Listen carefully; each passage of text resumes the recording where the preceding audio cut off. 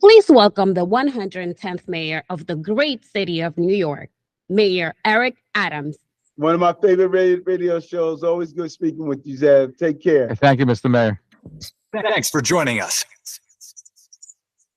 Talkline Network Radio, America's longest-running Jewish broadcast network, the voice of the Jewish community.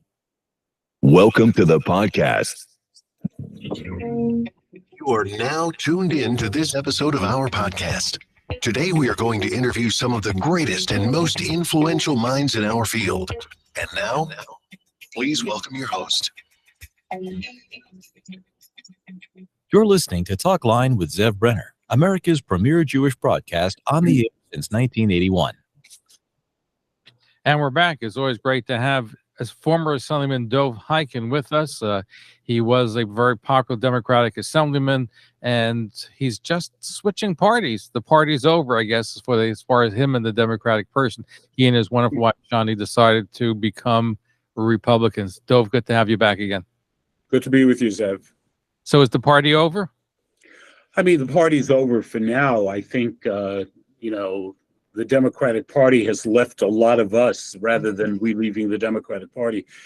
The Democratic Party, when you think about it, so many of the issues that are out there today that are so important, there's a greater concern for the perpetrators of crime than for the victims of crime. We see this in city after city after city.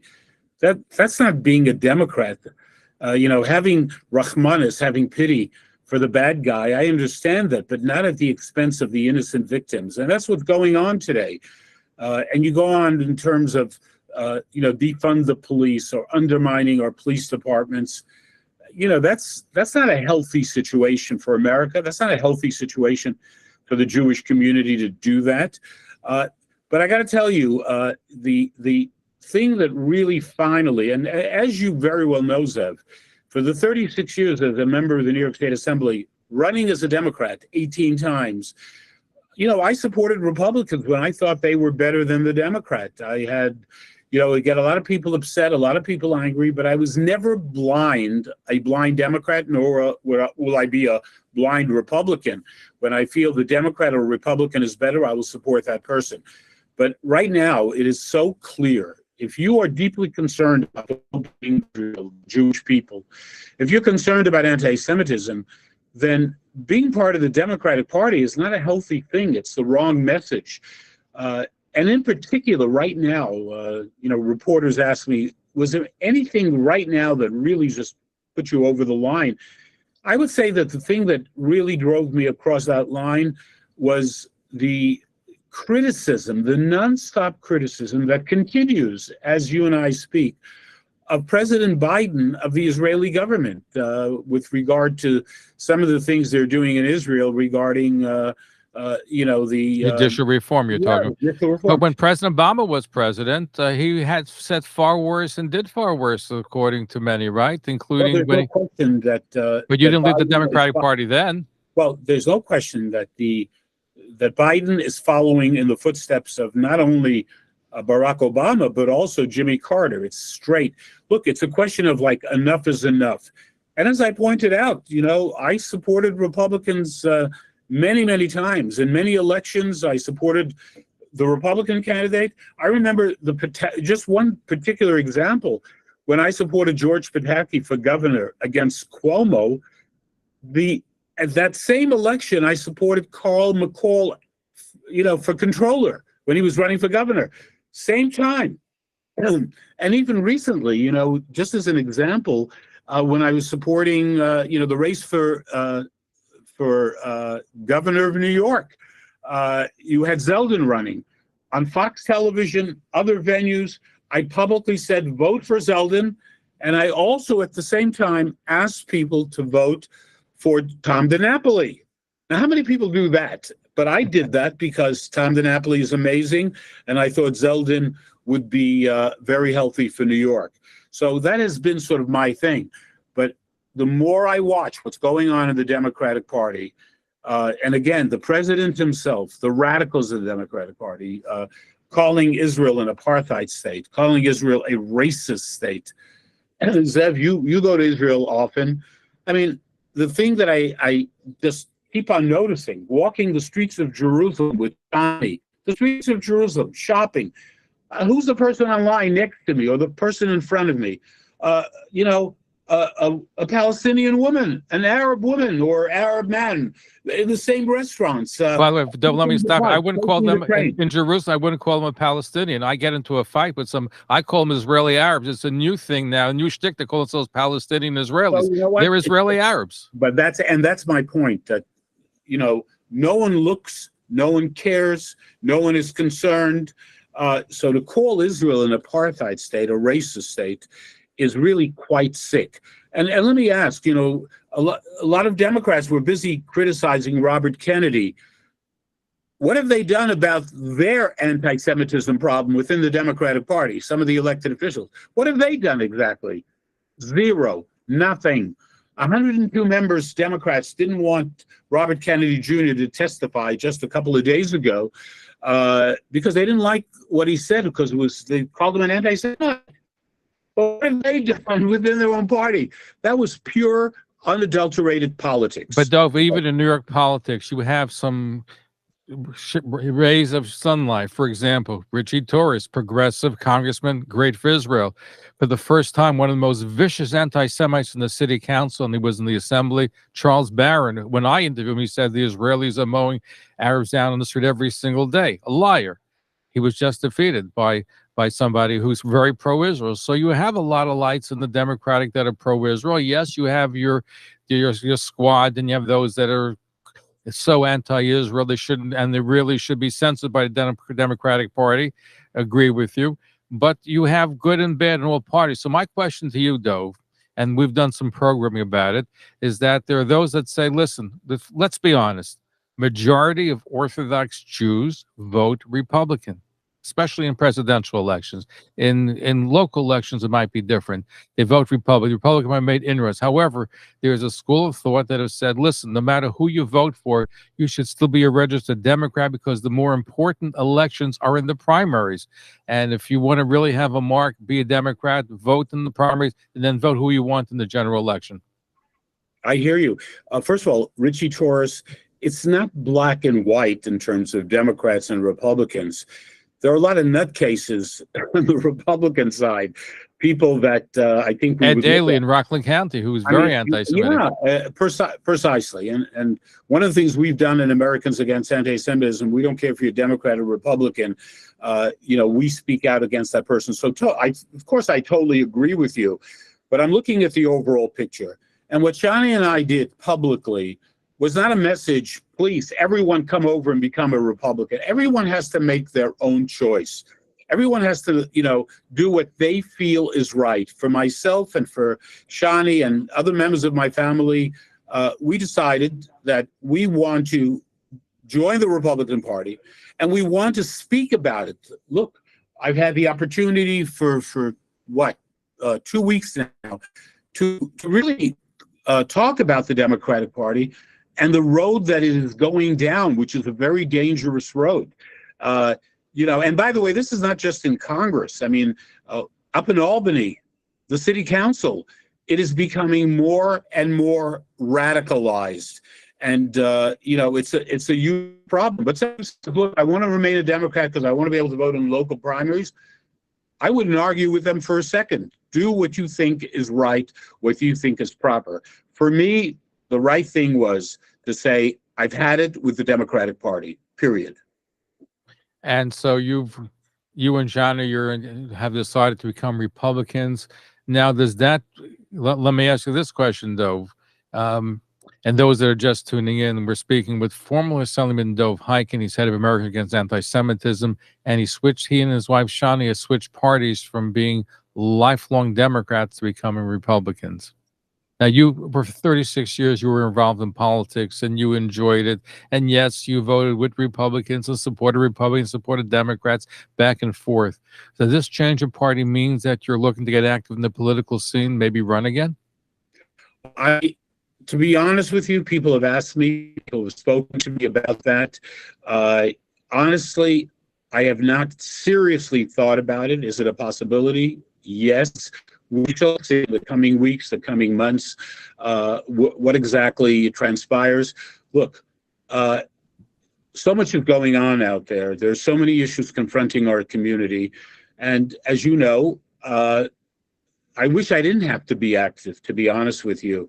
Creating an organization after I left office was not what I wanted to do. But we are facing a situation that we've never faced before, Zev. I have never witnessed during my lifetime, prior to these last 4 years, the kind of Jew hatred that exists out there in the United States, coming both from the left and from the political right.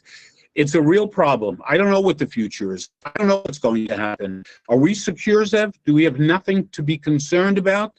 The woman who called me a couple of weeks ago, a woman, a total stranger from Queens, described herself as elderly. She called me and basically asked me the following question: when will we know it's time to leave? Will there be an announcement? Will bells be ringing? Jews, it's time to leave. It's time, to disappear from America. I don't know what's happening. Nobody knows. But, is America safe? Is America going to be different from any other country in the world? I don't know. This is a great country, a wonderful country, but there's an incredible amount of hate directed against the Jewish people by, like I said, from the entire political spectrum. When you have a problem, you don't get a job, whatever it is in life, just blame the Jewish people, blame the Jew. That's as old, that goes back thousands of years. Nothing has really, truly changed. And in the Democratic Party, the radicals, I understand, I get their game, I understand. But when you have the President of the United States lecturing Israel, involved in the domestic affairs of Israel constantly, every week, what is that all about? You know what? That sends a terrible, terrible message that undermines the Israeli democracy. Israel is a democracy, for God's sake, a beautiful democracy, not perfect, nor America, nor is the United States a perfect democracy. You can ask a lot of people about that, right? But Biden, like nonstop. I mean, by the way, did he lecture Macron from France when you had riots going on over there about a very urgent issue? People were rioting all over France, outside of Paris. Did the United States president tell the leader of France how to behave and how to treat the demonstrators? Zev, when I got to the airport on my recent trip to Israel, I got to the airport, couldn't wait to get to Jerusalem, to my home there. I couldn't get out of the airport. Because of demonstrations, right? I could not get out of the airport because the demonstrators, God bless them, demonstrate as much as you want. But can you imagine anyone closing Dulles Airport in Washington or Kennedy Airport in New York? Do you think the authorities would permit that? Well, let me say this, though. If you look at, I know you've written the book on anti-Semitism, so you know the history. And we've had presidents, you had even Bill Clinton, who a lot of people like. He interfered in Israeli politics. He didn't want Bibi Netanyahu to be prime minister. He undermined Israel. You had Jimmy Carter. You had other presidents that did the same. As far as anti-Semitism, yes, it's a very high point. But if you go back to the 1940s and 1930s, you had anti-Semitic groups in the Upper East Side of Manhattan. You had Farrah Coughlin on radio spouting anti-Semitism. You had so many different hate groups. So in a sense, being a Jew in those days may have been worse and more precarious than it is today. And it doesn't excuse what's going on today. It's certainly been an uptick and an upsurge in anti-Semitism. So things go in cycles here, and we have to combat anti-Semitism and do what we have to do and fight those that are anti-Semitic and do whatever we can. As far as the president is concerned, I agree with you, but it's not just Joe Biden who's made these remarks. Look at Barack Obama when he left office, what he did with the vote in Israel, even though he supported the Iron Dome. So everything is a mixed bag. And I think, Zev, I think what you can't deny, Zev, I understand exactly what you're saying, but you can't deny that when it comes to friendship for Israel and respecting Israel and supporting Israel, you just cannot deny that the Republican Party gets it, period. Does that mean you're voting for Donald Trump again? By the way, there are a lot of wonderful, Boris is an amazing friend, and he's a friend of mine as well. but you cannot deny, when you look at the party in terms of the values, in terms of the basics, in terms of the well-being of Israel, which to me, by the way, all issues are important to me. But you can be right on all the issues, but if you're wrong on Israel, I will never support you. That has been my policy forever. So you can't deny that the Democratic Party as a whole is more problematic for us and for Israel. That is something that if you talk the numbers to Israelis, the numbers that show is the problem. the numbers show Democratic Party support for Israel. Those that belong to the Democratic Party, the numbers are lower than they ever have been, while the Republican Party, they're stronger, right? But does that mean, by the way, you just made the point.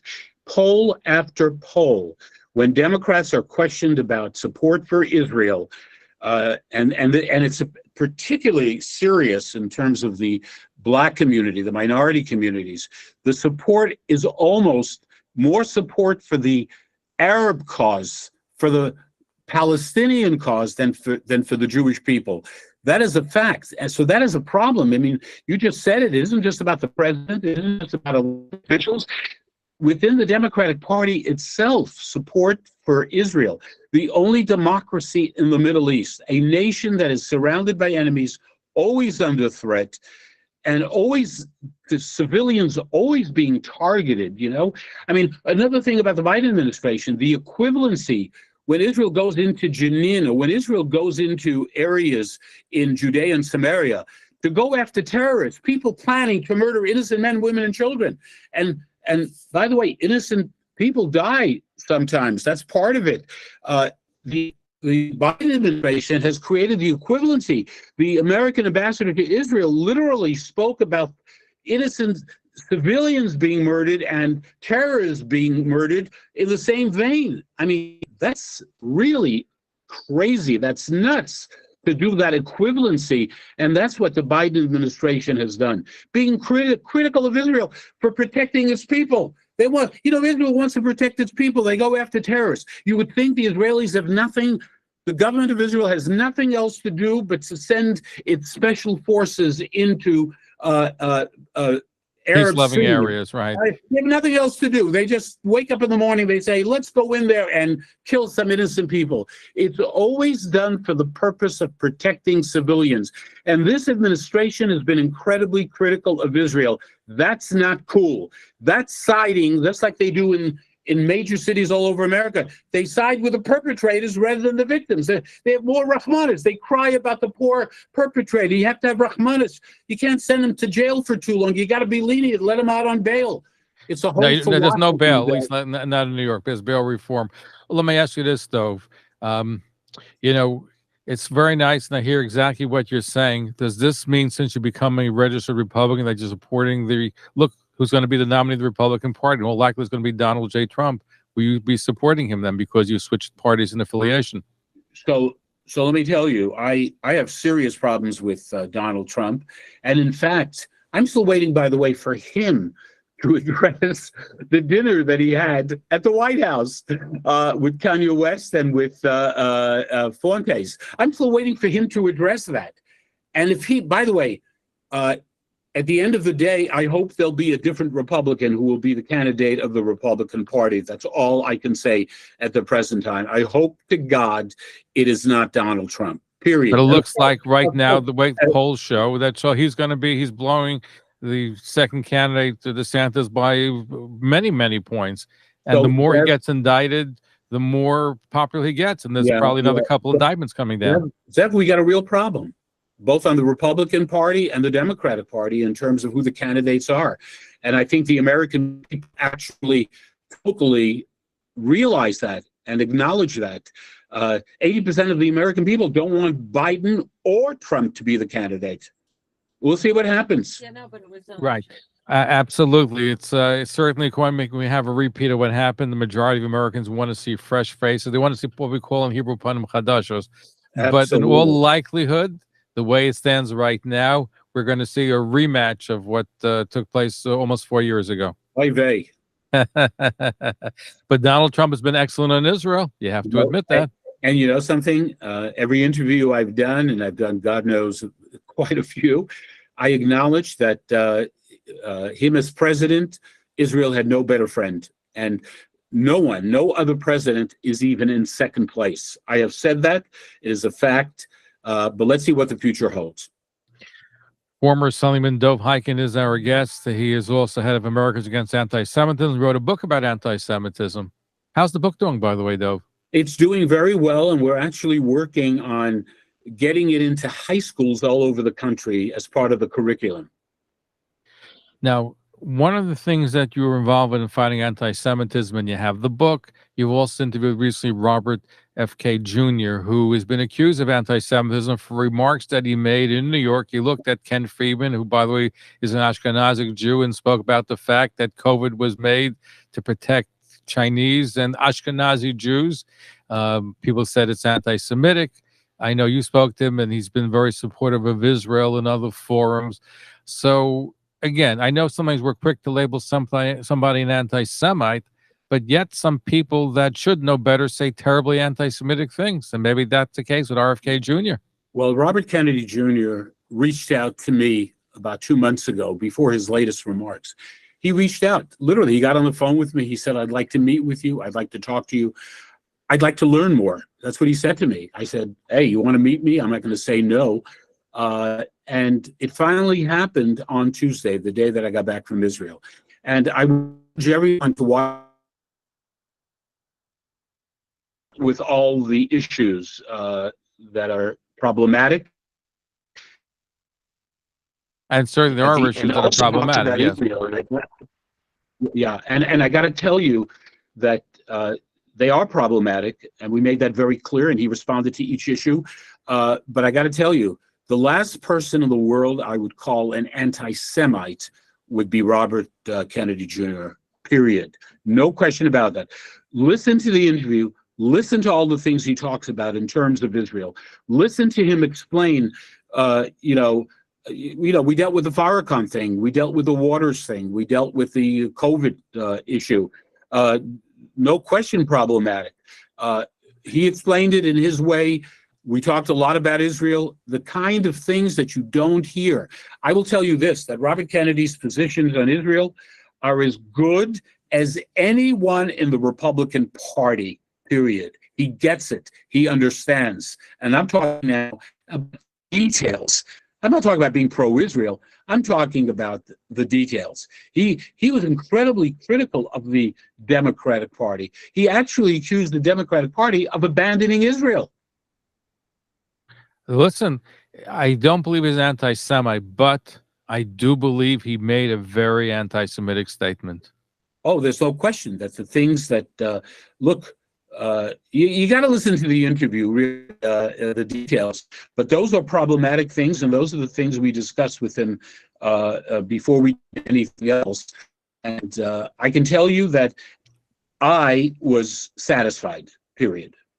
Okay. But he did make statements, and here's the problem: is when you have people that are supportive of Israel make anti-Semitic statements, and how do you deal with that? And that comes up time and again. Sometimes we're quick in labeling somebody anti-Semite. I get it, I understand it, but at the same time, people are insensitive of making remarks, and no matter how you slice it, what he said about the Ashkenazi Jews is anti-Semitic. It's a conspiracy theory, and he subscribes to them.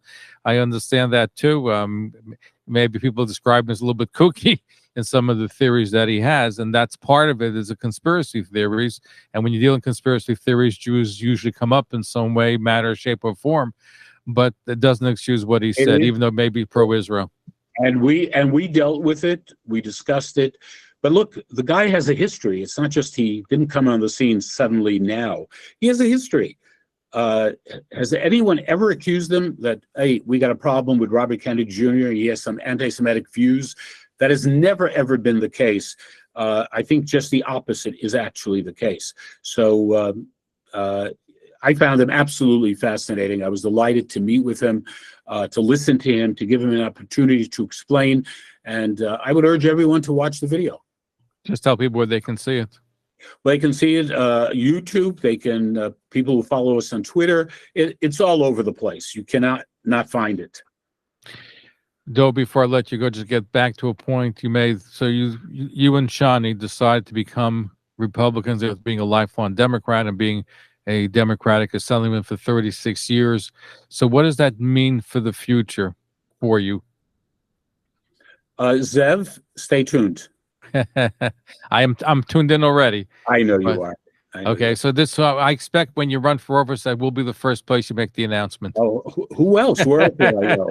Good question, But yourself. I want to get that commitment on record. But I'm being very careful about commitments these days.